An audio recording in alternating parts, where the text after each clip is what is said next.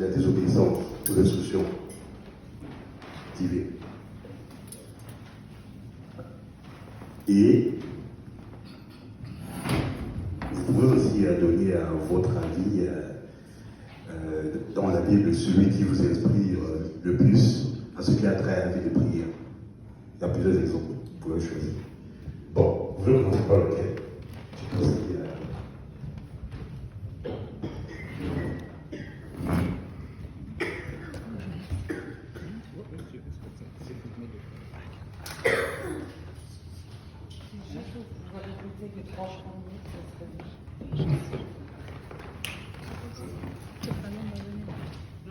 Elle arrive.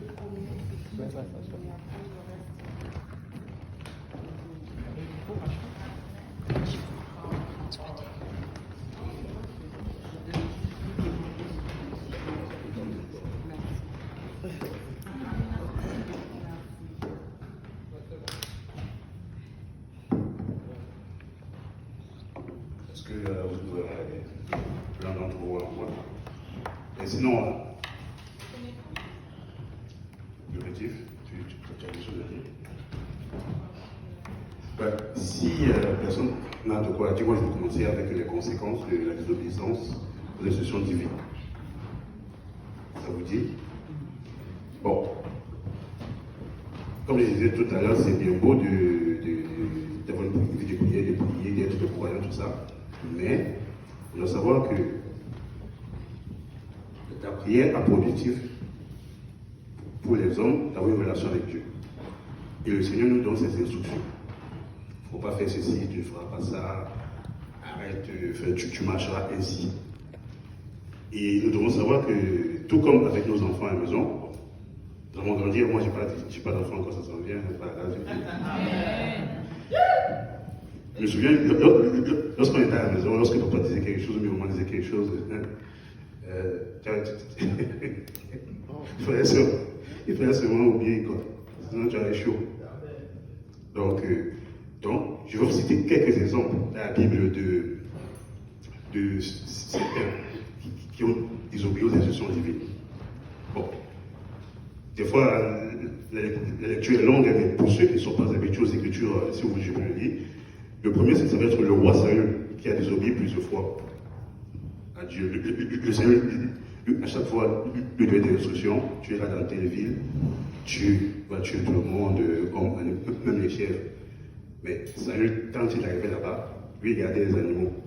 Parce que peut-être s'il voulait faire son maître préféré, mais Dieu avait dit, tu élimineras tout le monde. Il s'est arrivé à plusieurs reprises. À un moment donné, il a même laissé en vie un roi qui n'aurait pas dû laisser en vie. Et à plusieurs reprises, il a désobéi à Dieu. Et le Seigneur l'a mis de côté. Le Seigneur l'a remplacé par David, le roi David.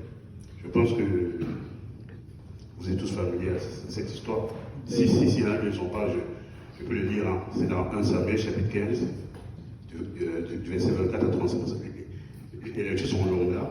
C'est pour ça que, pour aller un peu vite, parce qu'il y a une sanglière, je ne vais pas le lire, on peut le lire si vous voulez. Le deuxième cas, c'est Pierre. Livre Actes chapitre 10, verset 9 à 16, on dit que Pierre est monté sur le toit, il avait faim, il était en extase, il a eu une vision. Le Seigneur vient lui dire, le Seigneur lui donne une vision, une nappe sur laquelle il y avait des reptiles et des animaux que les Juifs n'avaient pas tué et mangé. Le Seigneur dit, Pierre, tue et mange. Pierre disait, oh, non, Seigneur, frère. Pierre, c'était un cas. Non, Seigneur. Imagine que tu es à la maison avec ton père. Donc, je fais que tu dis que non, papa. Donc, Pierre fait un numéro. Donc, et ce qui s'est passé, c'est que, en fait, lorsqu'on voit la nappe, en fait, avec les reptiles, c'était un symbole des nations. Voyez? Et Pierre, en fait, devait faire le travail que Paul a fait. Et la Bible nous dit dans Acte 10, ça se répétait 3 fois. À 3 reprises, Pierre a dit non, Seigneur. Moi, je ne suis pas habitué à moi. Et là, quand Pierre a désobéi comme ça, le Seigneur a laissé Pierre. Il allait chercher Paul. Il a dit que bon, Paul va faire ce que tu voulais pas faire. Moïse a conduit le peuple d'Israël hors d'Égypte. Et à un moment donné, Israël a tellement fatigué Moïse. Le Seigneur lui a dit dans Nombre 20. Encore une fois, je peux le lire, hein, pour ceux qui ne sont pas habitués aux Écritures, on peut le lire, mais je vous donne juste la référence. Nombre 20, chapitre 20, versets 7 à 12. Le Seigneur lui dit, il est avec Aaron, sortira, et tu convoqueras le peuple d'Israël, et tu parleras au rocher. Et le Seigneur est en fait en train d'établir un symbolisme, une image de ce que le Seigneur Jésus-Christ devait accomplir par la suite. Mais Moïse était tellement fâché, au lieu de parler au rocher, il a frappé le rocher 2 fois. Le Seigneur a dit que là, et Moïse, normalement, il devait entrer à l'air pour Moïse, le Seigneur a dit à cause de ça, tu n'entreras pas. Encore une fois, il y a des conséquences à la désobéissance aux instructions divines. Donc, ce sont les 3 cas que il y en a plusieurs, mais j'ai retenu juste cela parce qu'il y avait d'autres points aussi. Bon, je ne sais pas si quelqu'un veut dire quelque chose, soit sur. Oui. Oui, donc moi, merci pour la présentation. Je voulais juste dire un point sur la prière et la vie de prière, comme on est dans le sujet. Le premier point que tu as parlé, c'était l'importance de la prière. L'importance d'utiliser l'objectif. Oui, exactement. Donc moi, selon ce que je comprends, c'est que la prière, c'est vraiment converser avec Dieu, c'est parler avec Dieu. Donc c'est ça qui va faire que, c'est ça qui va bâtir la relation, parce qu'on ne peut pas dire qu'on aime Dieu, on veut le servir, on est en relation avec lui, puis on cherche pas ce moment d'intimité avec lui. Donc, et puis aussi dans Matthieu 6, on a un exemple de prière, c'est le Notre Père qu'on connaît tous. Mais quand on voit le Notre Père, on voit qu'il y a un schéma dedans de comment on peut prier. C'est un schéma qu'on peut utiliser pour nos prières quotidiennes. Et aussi, un point qu'on oublie souvent, je trouve, c'est que quand on prie, c'est pas juste on parle, on donne nos requêtes et puis on demande pardon et tout.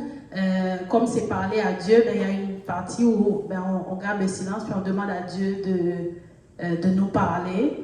Et là, c'est là aussi, ça vient, il faut obéir à ce que les instructions que Dieu va nous donner et la parole qu'on va recevoir dans notre moment de prière. Pour enrichir le premier point, l'importance d'utiliser l'objectif, le Seigneur dit dans Matthieu 6,5, lorsque vous priez, il n'a pas dit si vous priez.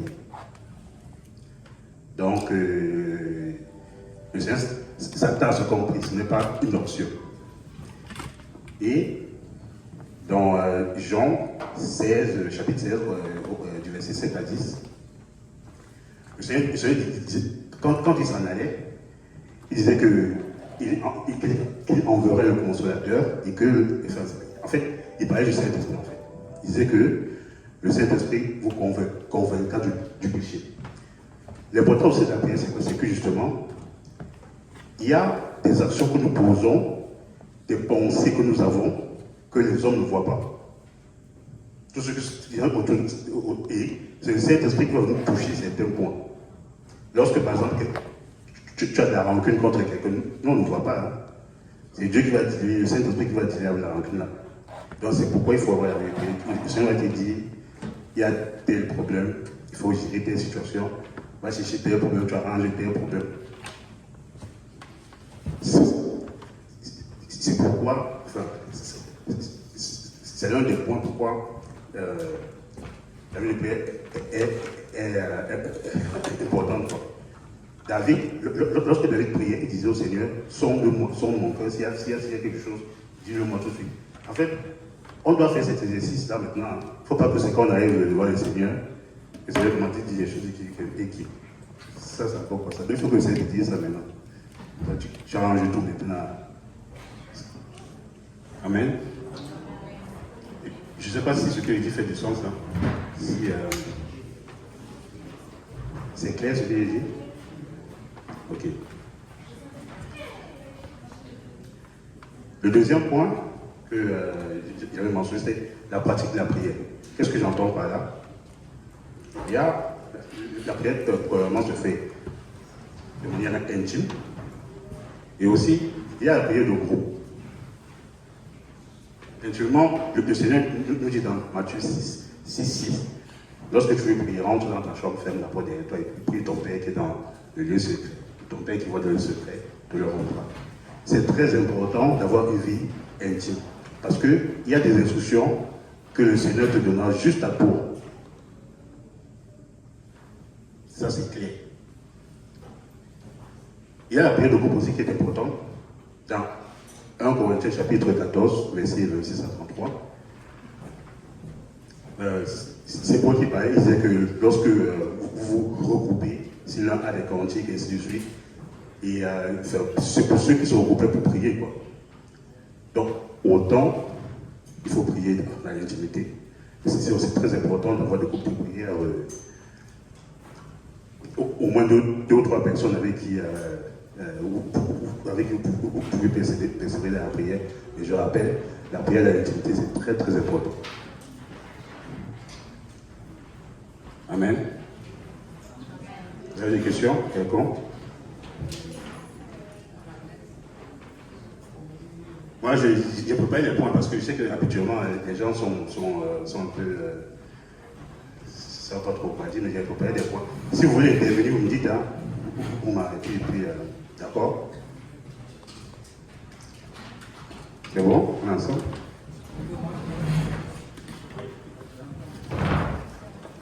Il y a un passage qui me vient en esprit. Si quelqu'un connaît le passage, la personne peut aller dedans. C'est juste le passage où la Bible dit que la chair est faible, mais l'esprit est disposé. Et de mes expériences personnelles aussi, sûrement que vous allez confirmer ça, j'ai remarqué que lorsqu'on est dans une tribulation, où on traverse quelque chose de difficile et qu'on n'a plus la force, c'est seulement par la prière que notre esprit redevient disposé. Parce que lorsque la chair nous domine et qu'on ne sent plus la force, qu'on est à bout de nos forces, et lorsqu'on se met à prier, alors l'esprit devient disposé et devient dominant sur la chair. C'est ainsi seulement que Dieu arrive à opérer dans notre vie. Parce que Dieu l'est disposé, mais Dieu veut que nous aussi on fasse notre part, et c'est par la prière que la chair perd son pouvoir et que l'esprit prend le dessus afin qu'on puisse traverser ces situations difficiles qu'on traverse. J'aimerais dire à quelqu'un aujourd'hui que la prière est vraiment une habitude qui donne la puissance et le pouvoir et qui vient nous révéler en tant qu'enfants de Dieu. Est-ce qu'il y a quelqu'un d'autre qui peut rajouter ou pas? Sinon, je vais continuer. Vous permettez? Le point suivant, je parlerai des bienfaits de la prière. Amen. Dans Acte 13, chapitre 13, du verset 2 à 5, la Bible nous dit que ils étaient en train de servir le Seigneur et puis le Saint-Esprit leur dit, mettez à part Paul et Barnabas pour leur avec les appels. C'était une instruction. La Bible précise bien qu'ils étaient en train de prier. Et le Saint-Esprit a donné une instruction. Le Saint-Esprit a dit, j'ai une œuvre pour Paul et Barnabas, mettez à part. Et si nous ne prions pas, il sera difficile de capter ce genre d'instruction. Parce que c'est notre parlera. Amen. Encore toujours dans le livre d'Actes chapitre 16, verset 9 à 10. Paul nous dit que une nuit, il eut une vision. Un Macédonien lui est apparu qui lui dit, bref, le message qu'il avait compris, c'est qu'il fallait qu'il aille en Macédoine. Et il avait compris le message parce que Paul était un homme de prière. C'est ce dont je vous parlais tantôt, lorsque je disais qu'il y a des instructions. Par exemple, Paul devait aller à Macédoine. Ce n'était pas par exemple le cas de Pierre ou de Jacques ou des autres. C'était l'instruction à Paul. Donc c'est pourquoi je disais tout à l'heure que lorsque vous avez prié, il y a des instructions que le Seigneur va vous donner à vous particulièrement. Et si vous ne priez pas, si on ne prie pas, on passe à côté en fait. D'accord? Comment tout le monde est silencieux aujourd'hui? Gloire à Dieu.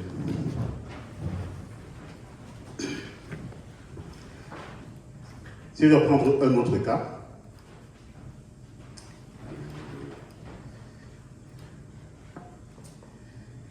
on a encore dans Acte 18, du verset 9 et 10, Paul dit, le Seigneur dit à Paul en vision pendant la nuit, ne crains point, mais parle et ne te tais point, car je suis avec toi, et personne ne mettra la main sur toi pour te faire du mal. Parle, car j'ai un peuple nombreux dans cette ville. N'eût été de l'instruction du Seigneur, de l'intervention du Seigneur, Paul devait se décourager, il dit, car ça se montre pas, je prends chose là, il m'insulte, me lapide, ne fatiguez pas. Le Seigneur lui dit que non, personne ne va te toucher. Vous pensez, imaginez, c'est pas comme si aujourd'hui, hein, tu es le en tant qu'elle a voix.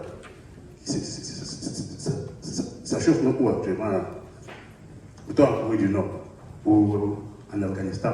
Vous pensez comment ça chauffe là-bas. Faut être, ça prend que le Seigneur que le Seigneur soit avec toi. Hein. Parce que, Amen. Voilà. Si le Seigneur te dit, va en Afghanistan, je suis avec toi. Et puis personne ne va te toucher. Là, tu lui dis, ok, on y va. Là, tu seras plus zélé. Amen.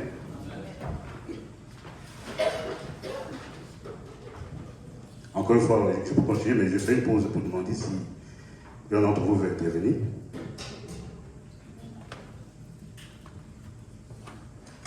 Ok, moi je vais continuer et préparer le quatrième point que j'avais préparé, c'est le contenu de la prière. Amen. J'ai une question posée. D'après vous, c'est quoi le contenu de la prière lorsqu'on prie au Seigneur parler de quoi en général?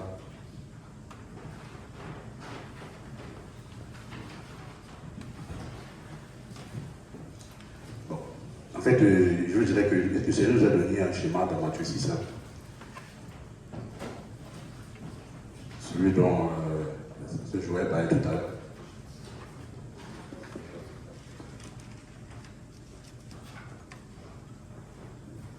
Matthieu 6, 9, le Seigneur dit, voici donc comment vous devez prier. Grosso modo, la prière doit toujours inclure l'adoration à Dieu.